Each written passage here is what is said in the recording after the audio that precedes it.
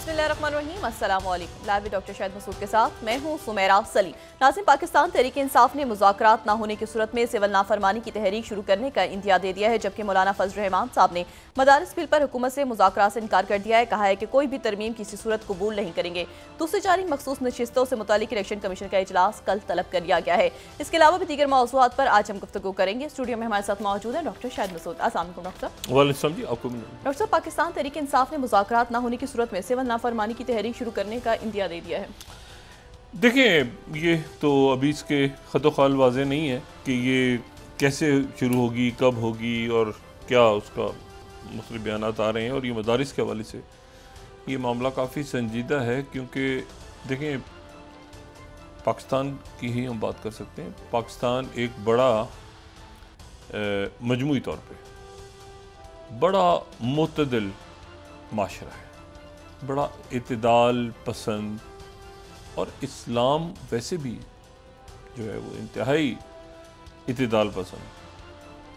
उसमें किसी किस्म की, जितना हमने थोड़ा बहुत समझा है, समझने की कोशिश की है, उसमें कोई एक्सट्रीम नहीं है।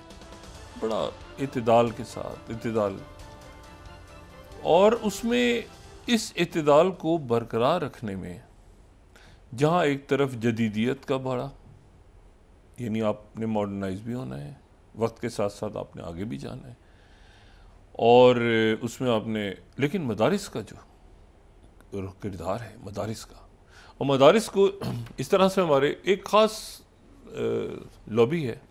और एक लॉबी ऐसी है जो कहती है कि जी ये जो जदीद इल्म है इनसे दूर रहना चाहिए और पढ़नी नहीं चाहिए, फ़िज़िक्स और साइंस और केमिस्ट्री और बायोलॉजी, और ये वो एक तरफ चले जाते हैं बिल्कुल ही। दूसरी ज़बानों पे आपको उनको नहीं सीखना चाहिए वगैरह वगैरह जो भी।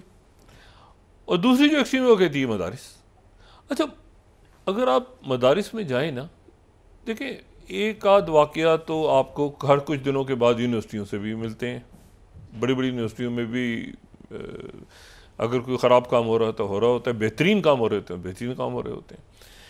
और इसी तरह से जो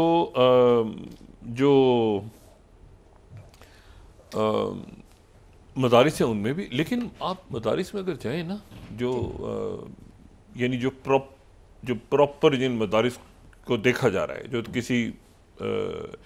किसी शक्ल में या किसी ज़ाब्ते में या किसी जो अक्सरियत है मुल्क में, आपको वहाँ के बच्चे जो हैं वो आपको लेटेस्ट इनोवेशंस के साथ आपको मिलेंगे। आप हैरान हो जाएंगे कि मैं किसी यूनिवर्सिटी में हूँ, यानी किसी, वैसे तो वो भी यूनिवर्सिटीज़ ही हैं, लेकिन मैं किसी आप समझेंगे वेस्टर्न यूनिवर्सिटी में हूँ, या मैं किसी मदरसे में, वहाँ इतना ज़बरदस्त काम हो रहा, कंप्यूटर और साइंस और टेक्नोलॉजी और ये सब, लेकिन उनको एक ख़ास लेबल लगा दिया जाता है। तो ये अब इसके ऊपर किस तरह से मामला आगे बढ़ते हैं, और ये 9/11 के बाद मज़ीद शिद्दत आ गई थी इसमें मदारिस के ऊपर। तो बड़ा मदारिस के जो बच्चे हैं और उनके असातिज़ा और उनके जो उलमा हैं, उन्होंने बड़ा ये कठिन वक्त गुजारा है। लेकिन ये कि अब मदारिस तो हमारा बहुत, उनको जहाँ पे हम अपनी जो वेस्टर्न मॉडर्न यूनिवर्सिटीज़ हैं उनको हमने आगे बढ़ाना है, वहाँ मदारिस को भी हमने मॉडर्नाइज़ करना है। वो मॉडर्नाइज हैं और साथ मज़हब की तालीम भी हासिल करते हैं, तो इसमें क्या तकलीफ़ क्या होती है सबको। तो मैं उम्मीद करता हूँ कि मामला जो हैं ये हल करेंगे, जल्दी हल होंगे, और वो नौबत नहीं आएगी जिसकी तरफ इशारा कर रहे हैं उलमा और मौलाना फजल रहमान साहब और बाकी दीगर शख्सियात। झड़पें हो रही हैं शदीद, इस वक्त शदीद लड़ाई हो रही है। और शुरू हम करते हैं ये बलदुश्शाम से, जो मौजूदा सीरिया है। अच्छा, कल जो मैंने गुफ्तगू की थी, तो अपनी गुफ्तगू मैंने कहा था कि शाम और मिस्र का इत्तेहाद हो गया था, और वो उसमें जो इजिप्शियन लीडरशिप है उसने संभाल लिया था सीरिया को भी, और यूनाइटेड अरब रिपब्लिक बन गई थी। लेकिन वो 2-3 साल के बाद वो ख़त्म हो गई थी। और लेकिन इजिप्ट ने कई सालों तक अपना नाम यूनाइटेड अरब रिपब्लिक ही रखा। हालांकि सीरिया में बगावत हो गई थी, वहाँ पे बाथ पार्टी 63 में आ गई, फिर वो जो बाथ पार्टी के लीडर आए उनको हटा के हाफिजुल असद आ गए 70-71 में। लेकिन कुछ मेरे ख्याल से 74 तक इजिप्ट अपने आप को नहीं कहता था, बल्कि यूनाइटेड अरब रिपब्लिक ही कहता था। और फिर उसके बाद जब वहाँ पे मुख्तलिफ कानून वगैरह हुए, क्योंकि वो मतलब ये था कि यूनाइटेड अरब रिपब्लिक, तो सीरिया अलग हो चुका था, हाफिजुल असद आ चुके थे वहाँ पर क़यादत तब्दील हो चुकी थी लेकिन ये है कि वहाँ पे वो इजिप्ट नहीं था बल्कि यूनाइटेड अरब रिपब्लिक ही था। एक बात है। दूसरी बात, इस वक्त क्या हो रहा है?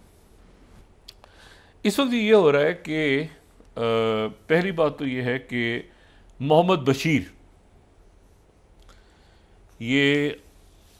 मोहम्मद बशीर जो हैं, ये पेशे के एतबार से ये इंजीनियर हैं और ये काफ़ी तवील अरसे जो है वो वहाँ पे सीरिया की जो गैस इंडस्ट्री है उससे ये वाबस्ता रहे हैं। और ये जो हैं ये जो सीरियन सल्वेशन गवर्नमेंट एक कायम हुई थी 2017 में, तो सीरियन सल्वेशन गवर्नमेंट से ये वाबस्ता थे। और वो जो सीरियन सल्वेशन गवर्नमेंट थी उसको हरकत तहरीर शाम की हमायत हासिल थी। तो मोहम्मद बशीर जो हैं वो अब शाम के अबूरी वजीर आज़म हैं। वो जो बात पिछले 24-48 घंटों में हो रही थी कि जी हाफिजुल असद तो चले, बशारुल असद तो चले गए और बशारुल असद के जाने के बाद हुकूमती ढांचा मौजूद है, तो वो हुकूमती ढांचा जो है वो भी फारिग हो गया और जो अबूरी हुकूमत है वो अब मोहम्मद बशीर उसके वज़ीर आज़म होंगे। अच्छा, ये जो अगर हम इसको देखें ना, इसका अगर हम इसका स्ट्रक्चर देखें सीरियन सल्वेशन गवर्नमेंट का, ये 2009 स्लाइड हम दिखाएं तो ये 2017 में कायम हुई थी और मुख्तलिफ इसमें रहनुमा जो हैं इसमें मौजूद थे। और इसका जो ये इदलिब से, इनका ताल्लुक़ इदलिब से है मोहम्मद बशीर का, और इदलिब वो जो एक मैंने आपसे कहा ना कि ये कंट्रोल सीरिया के मुख्तलिफ इलाकों का कंट्रोल पहले ही बशारुल असद के हाथ से निकल चुका था, तो यहाँ पर एक सीरियन सल्वेशन गवर्नमेंट कायम हो चुकी थी। मोहम्मद बशीर जो है, अच्छा वो जो सीरियन सल्वेशन गवर्नमेंट थी उसका दारुल खिलाफा इदलिब अनाउंस हुआ था, तो इदलिब से ही इनका ताल्लुक़ है मोहम्मद बशीर का। और मोहम्मद बशीर जो हैं अब अगले वज़ीर आज़म होंगे शाम के, और वो फिर अबूरी हुकूमत को कायम करेंगे और अबूरी हुकूमत जो है फिर वो आगे इंतखाबात की तरफ जाएगी। तो मुकम्मल जो बशारुल असद का जो सियासी ढांचा और सिस्टम था वो साथी फारिग हो गया। अच्छा, इन्होंने जो है वो एक जो काम इन्होंने किया है वो ये किया है कि इन्होंने यानी इनको इनकी जो इंडोर्समेंट है वो बशारुल असद के वज़ीर आज़म गाजी जलाली, जो जिनका पहले हम सुन रहे थे ना कि गाजी जलाली वज़ीर आज़म जो है अपनी जगह पर है, तो गाजी जलाली से भी इनकी मुलाकात हुई है। ये बड़े पढ़े लिखे आदमी हैं, ये इंजीनियर हैं, इन्होंने यूनिवर्सिटी ऑफ एलिपो से जो है वो इंजीनियरिंग की डिग्री ली है, फिर ये गैस कंपनीज़ में रहे हैं मुख्तलिफ, और बड़ा यानी ये इनका कोई जंगजू टाइप पर्सनैलिटी नहीं, बहुत पढ़े लिखे आदमी है।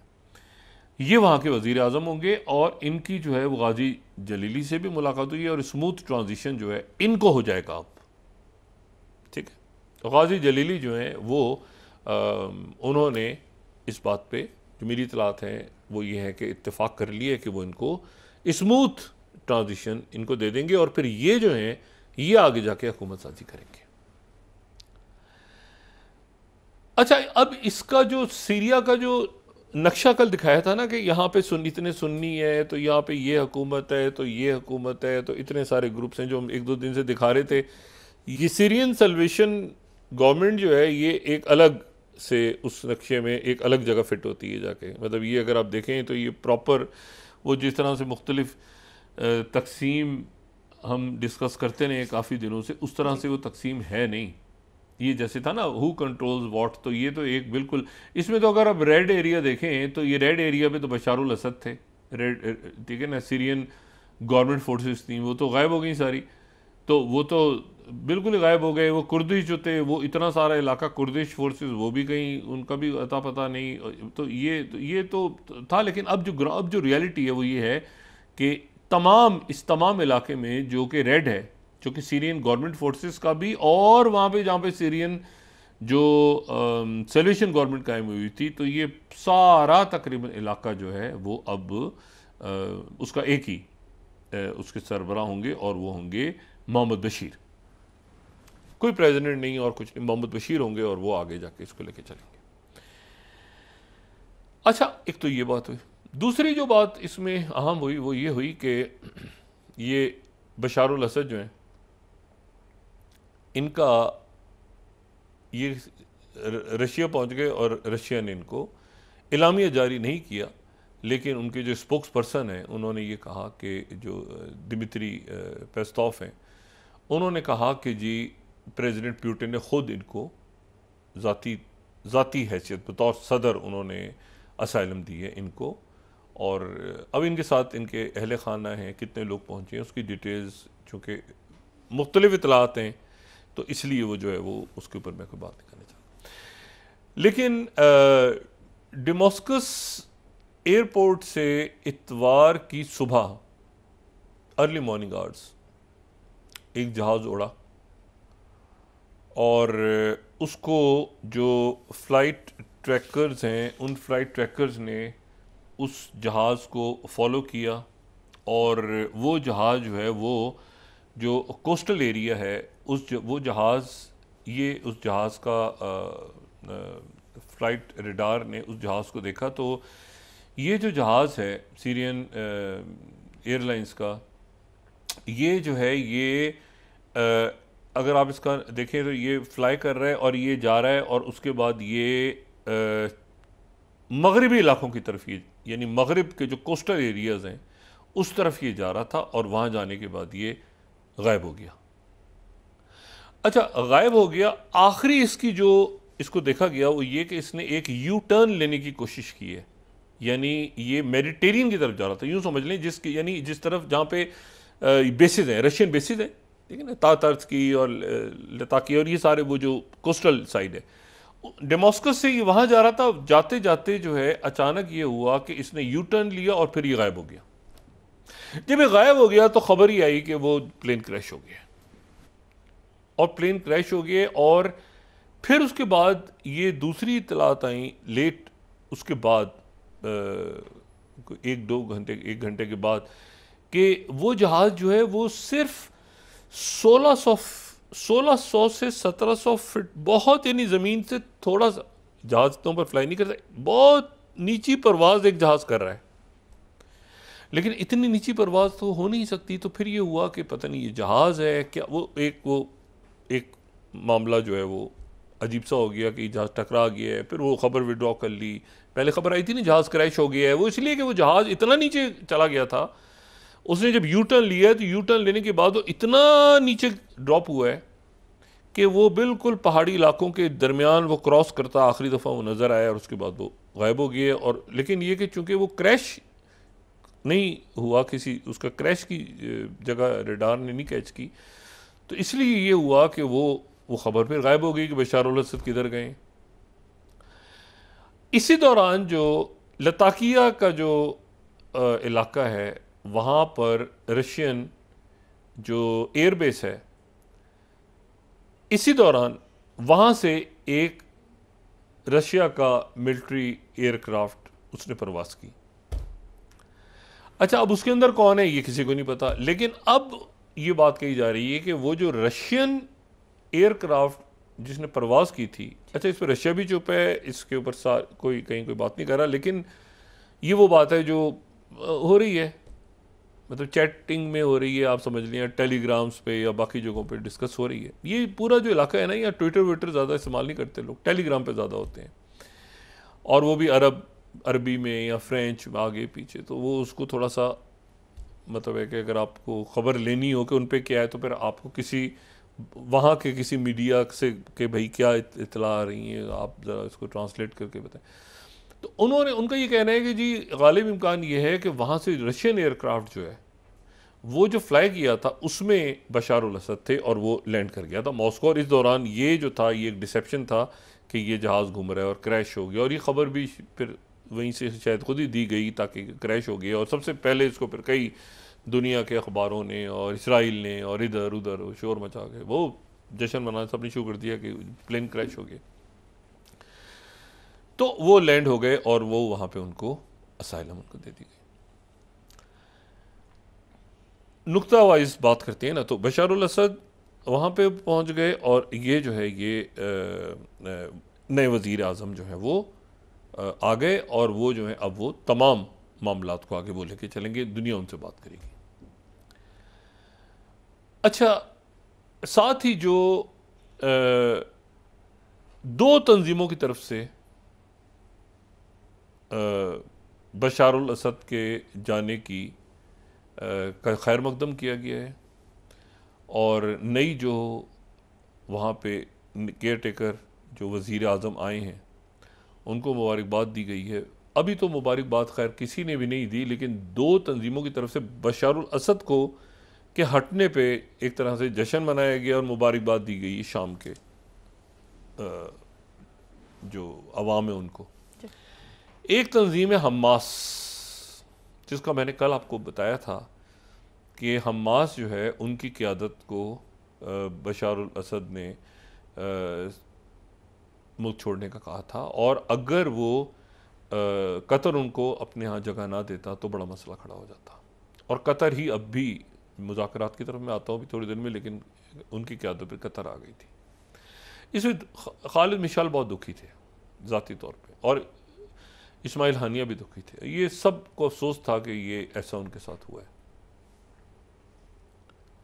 तो तेज़ी से कहा था कि चंद घंटे हैं इसमें चले जाओ, गिरफ्तार हो जाओ। तो बहरहाल एनीवे, तो हमास की तरफ से मुबारकबाद दी गई है, और हमास की जो क़यादत है वो हरकत तहरीर शाम के करीब है,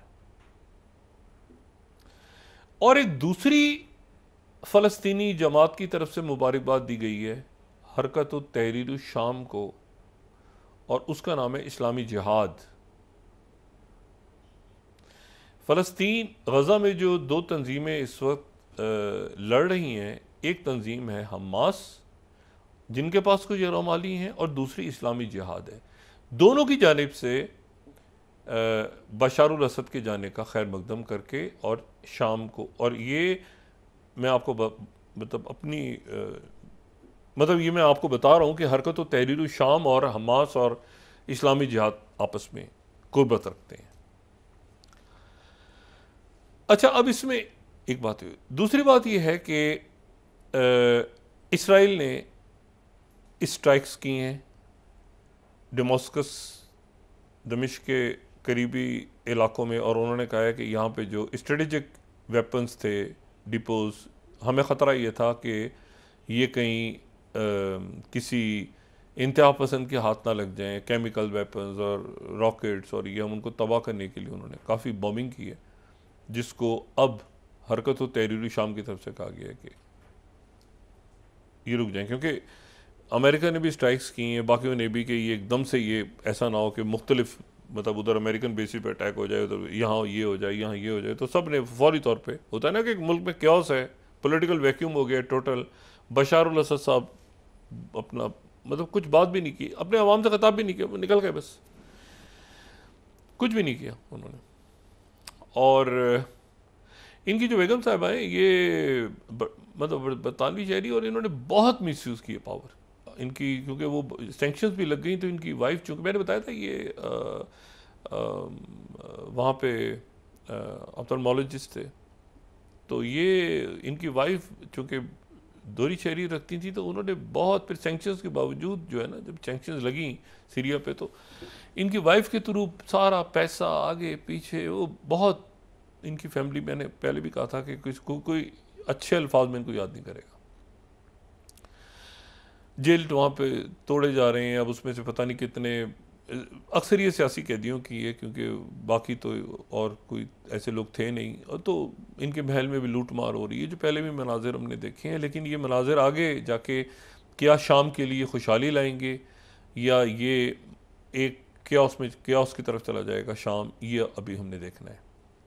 बहरहाल इसराइल ने जनाब क्या किया कि वहाँ पे जो एक तो उन्होंने शहर में दमिश्क के करीब उन्होंने स्ट्राइक्स की, और दूसरा जो है वो गोलान की जो पहाड़ियाँ हैं उनके नज़दीक जो जिसको माउंट हरमोन या जबल हरमोन, जबल शेख भी कहते हैं इसको, हरमोन माउंटेन को जबल शेख।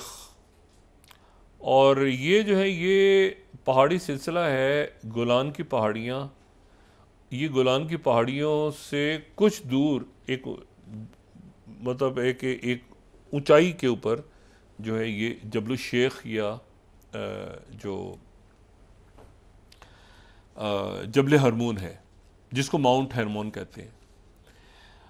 अच्छा, इसको सीनार भी इसका नाम है, इसको हारमोनिन भी कहते हैं इब्रानी ज़बान में।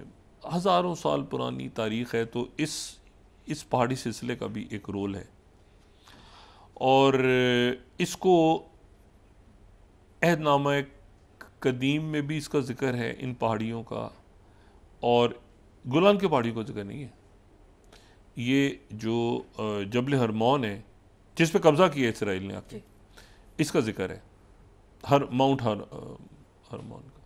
लेकिन वो भी किसी अच्छे अंदाज में ज़िक्र नहीं है। वो जो ज़िक्र है वो ये है कि वो कहते हैं, अच्छा ये रोमन, मैंने आपसे कहा ना कि ये बाइबल में भी है, ये अहदनामा जदीद में भी है, कदीम में भी है, जदीद में ज़्यादा है, उसमें भी ज़्यादा है, लेकिन कोई अच्छे वे में नहीं है। बल्कि इस तरह से वो बयान करते हैं कि जी जब शैतान को निकाला गया जन्नत से, तो वो अकेला नहीं था, बल्कि उसके साथ, शैतान के साथ और फरिश्ते भी निकाल दिए गए, और उन फरिश्तों का नाम है बाकायदा।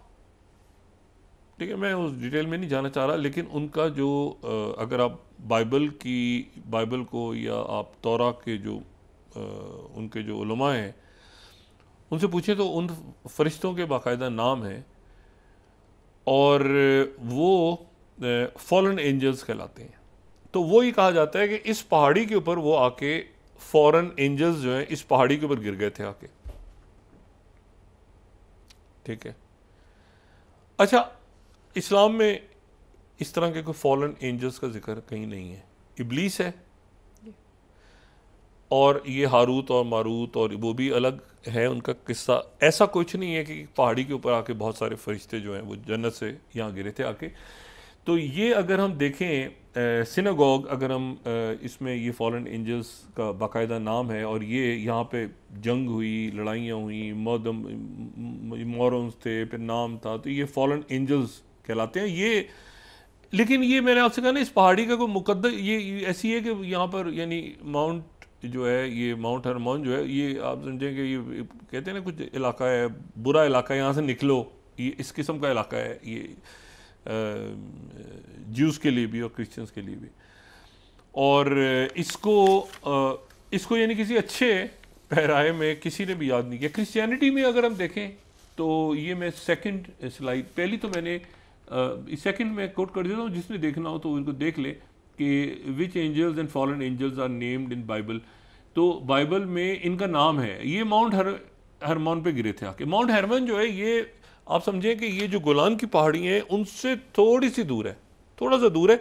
इसकी स्ट्रेटेजिक इंपॉर्टेंस है, क्योंकि ऊंचाई है ना, तो ऊंचाई है गोलान की पहाड़ियाँ, तो चूंकि ऊंचाई है, वो माउंट हरमोन आपको वो नज़र आ रहा है येलो, ये गोलान की पहाड़ियाँ नीचे हैं। ठीक है, तो ये पहाड़ियाँ एक कोना जो है वो माउंट हरमोन है, वहाँ जाते नहीं है, वहाँ तो वहाँ पर इन्होंने स्काइंग के लिए बना दिया है कि भाई लोग ठहरे मैंने ना, ऐसा है कि पहाड़ी ऊंची है तो वहाँ पे स्काइंग करो, जाके ये करो वो करो वगैरह वगैरह, क्योंकि वो इनकी हिस्ट्री में ये बड़ी बुरी जगह है। मुस्लिम हिस्ट्री में कोई इसका जिक्र नहीं है, ठीक है ना। ये इलाका जो है ये जो खुलफाए राशिदीन के दौर में ही मुसलमान यहाँ पर आ गए थे, उसके बाद फिर ये उस्मानी दौर तक मुसलमानों के पास ही रहा, और फिर ये सीरिया के पास आ गया फ्रेंच मैंडेट के बाद, और सीरिया के हाथ से गोलान की पहाड़ियाँ और ये इलाका निकल गया 67 वॉर में। फिर उसके बाद जब 73 में यौम कपूर जंग हुई तो बाकायदा ये इस माउंट हरमौन के लिए लड़ाई हो रही, गोलान की पहाड़ियों के लिए कम लड़ाई हो रही थी, माउंट हरमौन की जंग कहलाती है। पहले वो जनाब सीरिया ने कब्ज़ा किया, और उसके बाद जो है वो आ गए, फिर ये आए, फिर वो आए, और ये जो आखिर में जाके माउंट हरमौन जो है, इसके ऊपर एक किताब भी मेरा ख्याल है कि है, अगर मैं उसका हमारे प्रोडक्शन टीम में को दिखा सके किताब पर, हाँ, ये peak courage the battle for the mount Hermon, October 1973 में। तो माउंट हरमौन के लिए अक्सर में लड़ाई, गोलान की पहाड़ियाँ तो थी, लेकिन माउंट क्योंकि पीक है ना, ऊपर चोटी है, अब इस चोटी की हैसियत जो है वो स्ट्रेटेजिक हैसियत है कि ऊपर, चूंकि ये लेबनान, सीरिया और इसराइल ये तीनों का जंक्शन है ये चोटी, तो इसलिए इसकी स्ट्रेटेजिक इंपॉर्टेंस है कि जो ऊपर है वो ऊपर बैठ के, तो तीनों तरफ जाहिर है कि जो उनका अर्ली वार्निंग सिस्टम है वो वहाँ पे गोलान की पहाड़ियों पर भी है, और जो माउंट हरमौन की जो साइड इसराइल की तरफ है वो भी है। और दरमियान में 1974 में जो माहिदा हुआ, आर्तेमिस माहिदा, वो ये था कि दरमियान में एक बफर जोन बन जाएगा, बफर जोन। लेकिन इसराइल ने क्या किया कि पहले तो बफर जोन में आया, और फिर वो आगे जाके सीरियन इलाके में भी शामिल हो गया। और नेतन्याहू साहब ने दौरा करके कहा कि चूंकि इसराइल की फ़ौज ही नहीं है, माहिदा तो हमारा इसराइल की फ़ौज के साथ हुआ था, तो फ़ौज चली गई छोड़ के, तो हम यहाँ पर इसलिए आ गए। शदीद रद्द अमल का इजहार इजिप्ट की तरफ से हुआ है कि ये माहिदा अगर टूटता है तो फिर सारे टूटे हुए माहिदे, तो फिर इजिप्ट जो है इस वक्त वो उसने इंतहाई शदीद, यानी एक तो मजम्मत नहीं, रिएक्ट किया है। इजिप्ट की तरफ से शदीद रिएक्शन आया है कि ये जगह वापस छोड़ी जाए सीरिया की। ये ताल्लुकात, अब यहाँ पर मैंने आपसे कहा ना कि अब ये जो हरकत तहरीर शाम है, इनके और इसराइल के ताल्लुकात क्या होंगे अभी हम नहीं जानते। ईरान जो है वो एक अरसा पहले बशारुल असद के ऊपर इत्मीनान खो चुका था। ईरान को सिर्फ ये था कि हिजबुल्लाह तक, लेबनान तक जाने के लिए उनको एक रास्ता चाहिए। बाकी बशारुल असद, ये मैंने पहले भी कहा, कल भी कहा था, पहले भी मैं ये बात कह चुका हूँ कि हाफिजुल असद की बात पार्टी और इनकलाब ईरान जो आयतुल्लाह ख़ुमैनी, इनका किसी किस्म का कोई ताल्लुक, नज़रियाती कोई ताल्लुक किसी किस्म का नहीं था।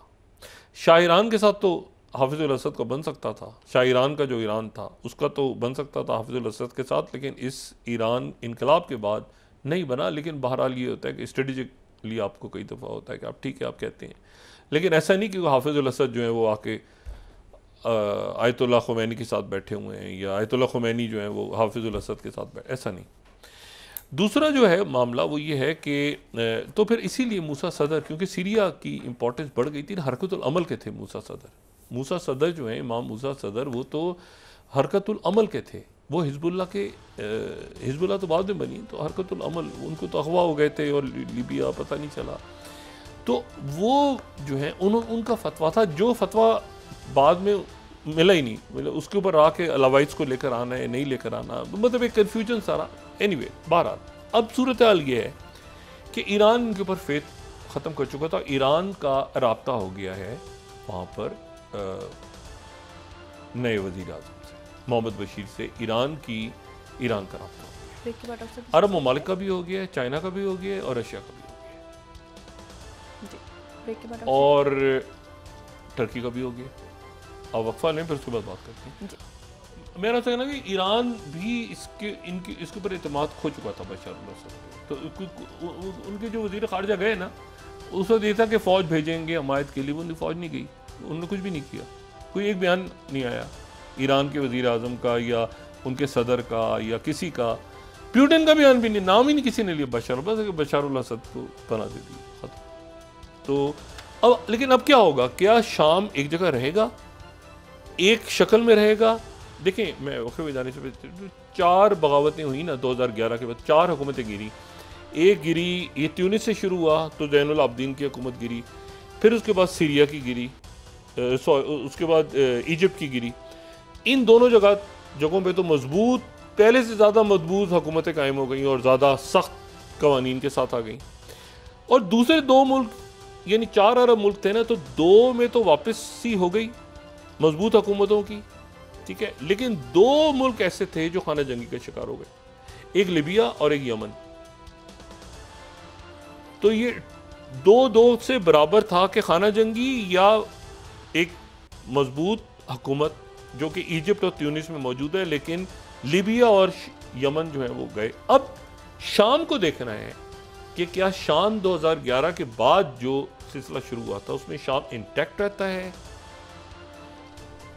या जो फितरी उनमें फॉल्ट लाइंस हैं उनके तहत तो तकसीम हो जाता है, या एक साथ रहता है तो फिर वो कुर्दों के साथ मामला। और क्योंकि मैंने आपसे कहा ना कि वो देखिए बहुत बड़ा इम्तिहान है दुनिया का भी और ख़ुद शाम की क़यादत का भी, नई क़यादत का भी, कि वो किस तरह से आगे लेके चलते हैं। लेकिन इस वक्त ये है कि एक क्योटिक सूरत हाल है, क्योस है। उस क्योस में मोहम्मद बशीर जो हैं, जो सीरियन सल्वेशन गवर्नमेंट से जिनका ताल्लुक़ था, और इस साल मेरे ख्याल से 2024 के जनवरी में उन्होंने उस हुकूमत में भी 2-3 वज़ीर आज़म आ चुके हैं 2017 के बाद, तो उसमें इसी साल आए थे, तो अब वो सीरिया के वज़ीर आज़म बन गए। ब्रेक के बाद डिस्कस करते हैं। नाज़रीन वापस आते हैं एक छोटे से ब्रेक के बाद।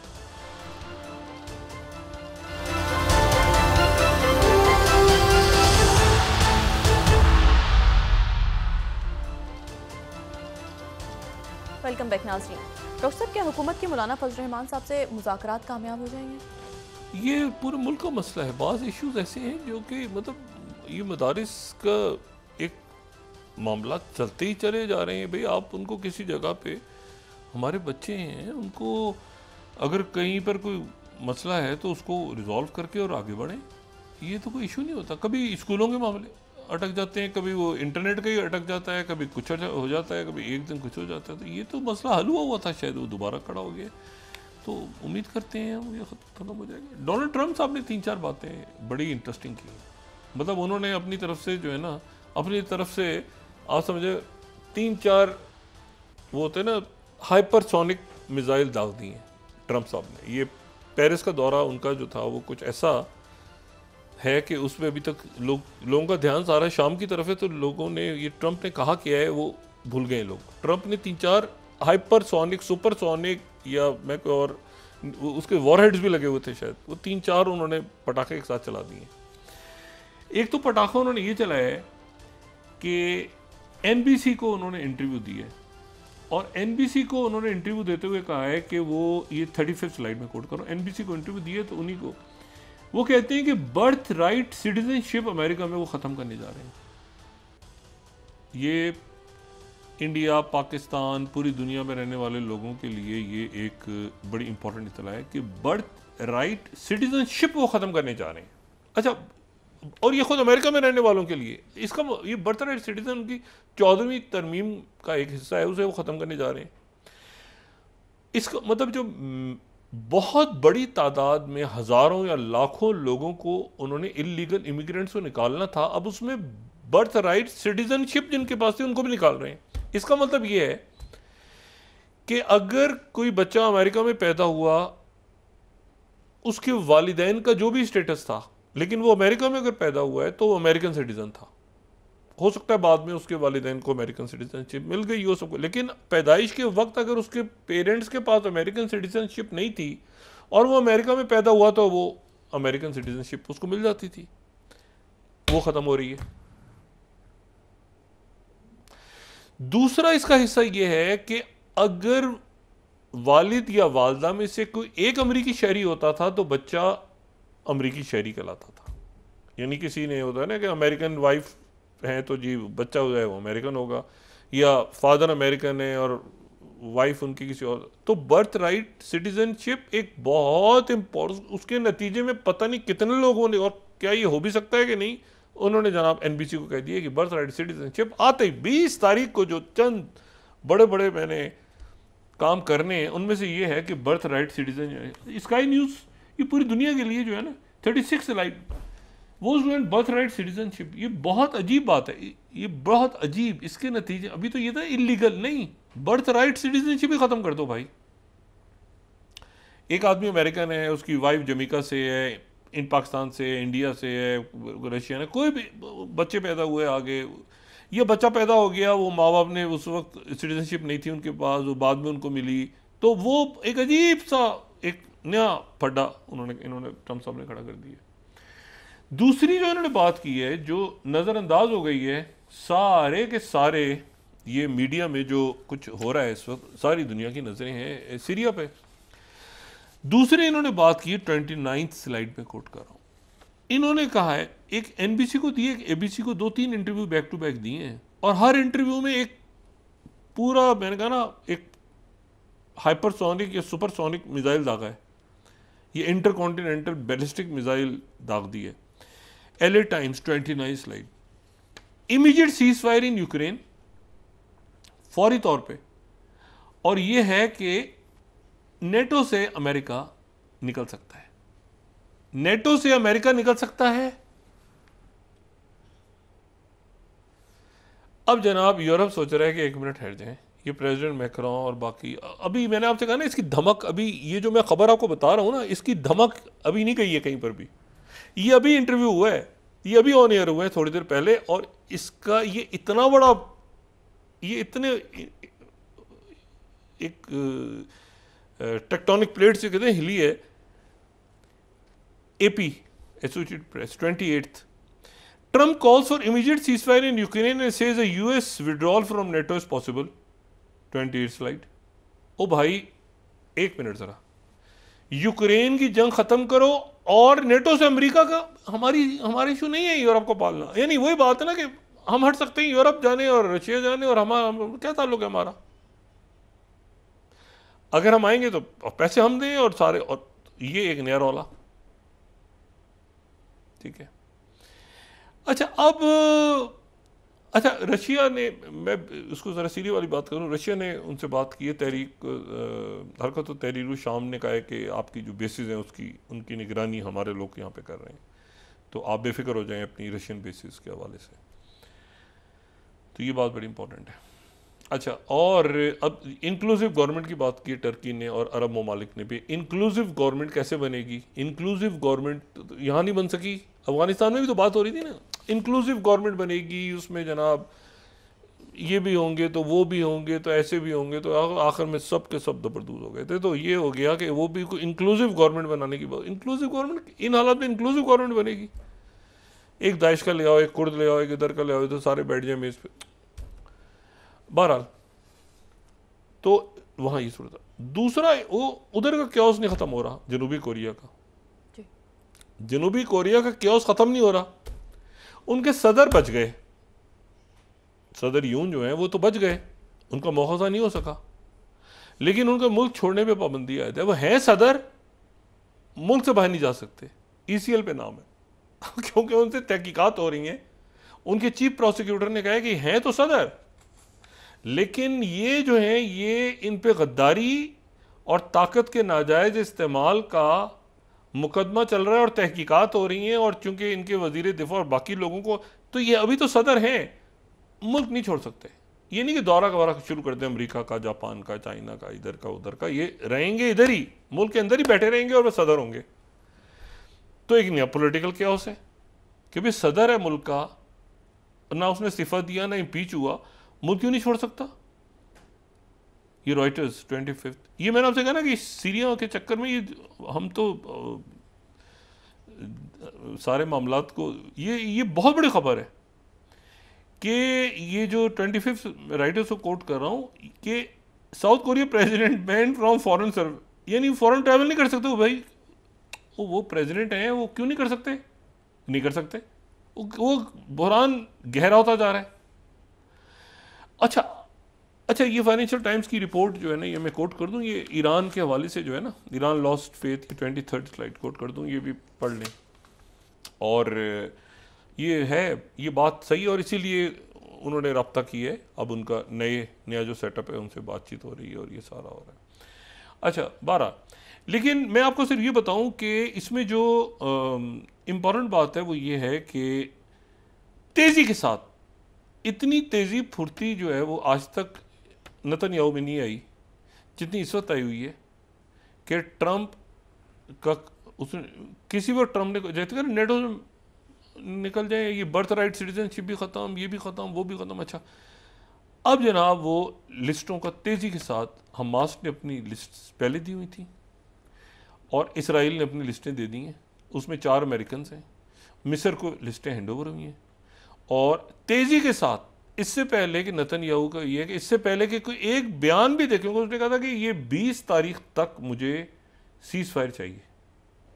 कतर ने कहा हुआ है कि हम मुकम्मल तौर पे हमारा ताउन है। कतर कभी दरमियान में ना आता अगर ये इस तरह से ना, कतर के साथ बाकी मुल्कों के साथ जो नेतन्याहू का रवैया रहा है। अच्छा, तो और इसमें टर्की मुकम्मल तौर पे इन्वॉल्व है कि सीज़ फायर हो। और ये आगे गज़ा को देखें तो सही अंदर हुआ क्या है, गज़ा के अंदर वो कब्रिस्तान, वो बच्चे, वो लोग अंदर सारे, और तेज़ी के साथ वहाँ पे अब ये हो रहा है कि जी ये इजिप्ट को लिस्टें दे दी हैं, वहाँ पे ये मौजूद हैं। आज रात को वो लिस्टें लेके वापस गए। वो लिस्टों की बात नहीं कर रहा ट्रंप, वो कह रहे हैं तेज़ी के साथ। और कतर को जो मैसेज गया है ना कि हमास की सारी लीडरशिप को बुला लो, जहाँ जहाँ लोग हैं, जहाँ जहाँ वो बाइडन ने कहा था कि छोड़ो, ये करो, फलां करो, सबको वापस बुला लो हमास के लोगों से, और ये नेतन्याहू के सामने लिस्टें रखो, और वो जो बस जो इसको ये सीज़ फायर करवाओ, फ़ौरन seize fire, immediate seize fire, मुझे जंग बंदी चाहिए। और ये मैसेज उधर चला गया। अब मुझे बताएं, इस वक्त यूरोप के जो नेटो के मुल्क हैं वो ज़ेलेंस्की को संभालेंगे या अपने आप को संभालेंगे? ट्रंप कह रहा है कि मैं, हो सकता है मैं नेटो से निकलूं, मज़ा नहीं आ रहा मेरा नेटो से, हमारा क्या ताल्लुक है। तो ये नेटो से निकलना जो है एक पॉसिबिलिटी है। उधर तैयब एर्दोगन साहब ने एक ज़बरदस्त बयान दिया। उन्होंने कहा दुनिया में 2 ही लीडर्स हैं इस वक्त। इसको तास ने कोट किया है ज़बरदस्त अंदाज में, ये रशियन मीडिया ने इसको कोट किया। उन्होंने कहा दुनिया में इस वक्त 2 लीडर्स हैं, एक प्यूटन है, दूसरा मैं हूँ। मैं से मुराद, मैं यहाँ जो बैठा हूँ मैं नहीं, प्रेसिडेंट एर्दोगन ने अपने बारे में कहा है। तो ये तास की 22nd स्लाइड जो है ये इंपॉर्टेंट है कि एर्दोगन सेज कि he and Putin are the only 2 leaders in the world इस वक्त। क्योंकि ये बशार अल असद के ऊपर थोड़ा सा शायद टर्की और रशिया के दरमियान, तो तैयब एर्दोगन ने कहा कि 2 ही तो लीडर्स हैं, फैसला सारा हम 2 लीडर्स कर रहे हैं, बाकी तो बाहर झोंकने पूरी दुनिया में। अब मुझे नहीं पता कि चाइना और बाकी मुल्कों के क्या रद्द-ए-अमल आएगा, लेकिन बहरहाल रशिया वक्ती तौर पे उन्होंने अपनी लीड लगा दी है और ये बयान आया है उनका। लेकिन ये तैयब एर्दोगन जो है अब उनके ऊपर। अच्छा, आज हज़ारों की तादाद में एक बहुत इंपॉर्टेंट बात, यूरोप के अंदर अब क्या, यूरोप ने तमाम असाइलम एप्लीकेशंस रोक दी हैं सीरियंस की, बशार अल असद के जाते ही। जितने सीरियंस ने असाइलम के लिए अप्लाई किया हुआ था, उनकी जो प्रोसेसिंग हो रही थी, वो था ना, फाइल आगे चल पड़ी, वो इस मरहले पे चली गई, वो दूसरा मरहला, चौथा मरहला, लॉ को पता नहीं क्या ज़बानें होती हैं, मतलब आगे चल पड़ी। सारे सीरियंस की असाइलम रोक दी गई है, फाइलें रुक गई हैं। पब्लिकली इसका ऐलान जर्मनी ने कर दिया अभी थोड़ी देर पहले कि तमाम सीरियन असाइलम सीकर्स की एप्लीकेशन रोक दी गई हैं, उनसे कहा गया मुल्क से निकलो, यूरोप छोड़ो। यूरोप इस तब्दीली पे खुश है कि क्योंकि इतने सी, देखें ये जंगों का जो भुगता है ना, मैं बार बार ये बात है, जंगों को अगर जो मुल्क साथ होते हैं ना, अफगानिस्तान की खाना जंगी को पाकिस्तान ने भुगता है, अफगानियों ने भुगता है, बड़ी कुर्बानियाँ दी हैं, बहुत कुर्बानियाँ दी हैं। लेकिन पाकिस्तान में जो अफगानिस्तान से लोग आए हैं उसके बाद, तो हमारे भाई हैं, यहाँ रहते हैं, हमारा हिस्सा बन चुके हैं। लेकिन आप ये देखें कि ये आसान नहीं होता कि इतनी बड़ी तादाद में, हज़ारों की तादाद में, लाखों, पता नहीं कितने, मुझे नहीं पता एग्जैक्ट क्या तादाद है, इससे कहीं बड़ी तादाद में वो सीरियंस पहुँचे हुए हैं। जो यूरोप में आप जाएँ तो कहीं फ्रांस में इधर कोई आगे लगा रहे हैं, तोड़ रहे हैं, फोड़ रहे हैं, ये कर, तो जर्मनी ने उनके असाइलम सबको जहाज़ में बैठ के वापस, और बाकी मुल्क भी सुकून का सांस ले रहे हैं कि कम से कम सीरियंस यहाँ पर आ रहे थे तो बशार अल असद की वजह डर के आए थे ना, अब वापस जाओ।